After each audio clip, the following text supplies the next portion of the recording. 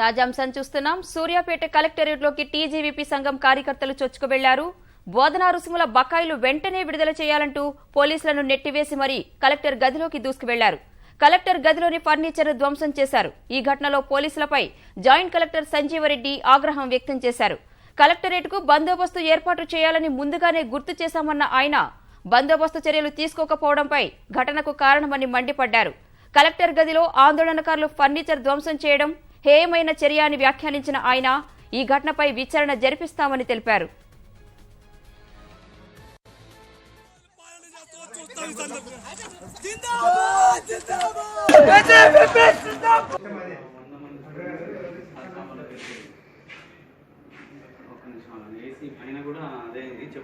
పైకి ఎందుకు కూర్చారు? ఇట్లా చైర్ పైకి పైకి చైర్ పైకి తెలిసి కూడా ఇద్దరు లేడీస్ కానిస్టేబుల్ పెడతారు. ఒక 10 మందిని పెట్టాలి. డోర్ వేస్తూనే ఉన్నా కానీ డోర్ పడట్లేదు.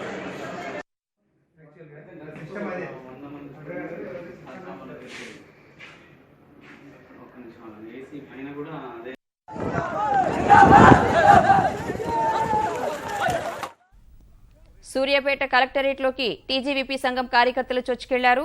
బోధనా రుసుముల బకాయిలు వెంటనే విడుదల చేయాలంటూ పోలీసులను నెట్టివేసి మరీ కలెక్టర్ గదిలోకి దూసుకువెళ్లారు. కలెక్టర్ గదిలోని ఫర్నిచర్ను ధ్వంసం చేశారు. ఈ ఘటనలో పోలీసులపై జాయింట్ కలెక్టర్ సంజీవరెడ్డి ఆగ్రహం వ్యక్తం చేశారు.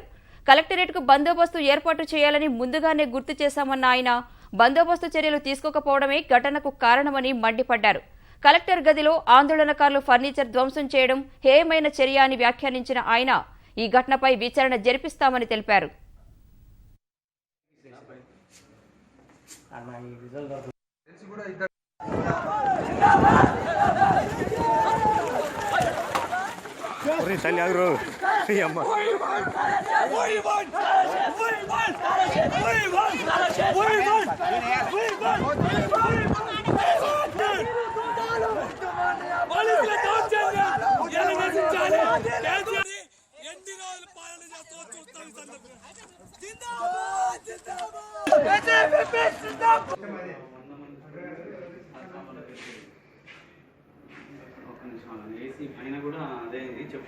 పైకి ఎందుకు కూర్చారు? ఇట్లా చైర్ పైకి పైకి చైర్ పైకి